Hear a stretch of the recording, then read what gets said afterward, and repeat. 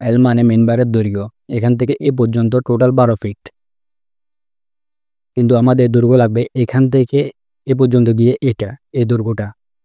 তো এই দৈর্ঘ্যটা বের করার জন্য আমাদেরকে আগে দুই দিকের 2 ইঞ্চি 2 ইঞ্চি ক্লিয়ার কভার বাদ দিতে হবে। 12 ফিট থেকে 2 ইঞ্চি 2 ইঞ্চি 4 ইঞ্চি ক্লিয়ার কভার বাদ দিতে হবে। 4 ইঞ্চিকে ফিটে নিয়ে আসলে হয় 0.33 ফিট, তাহলে আসবে 11.67 ফিট। এখান থেকে এ পর্যন্ত হলো 11.67 ফিট। কিন্তু মেন বারে আবার দুইটি হুক আছে, এ একটি হুক, এ একটি হুক। এই হুক দুটি আমরা 6 ইঞ্চি করে ধরে নিলাম।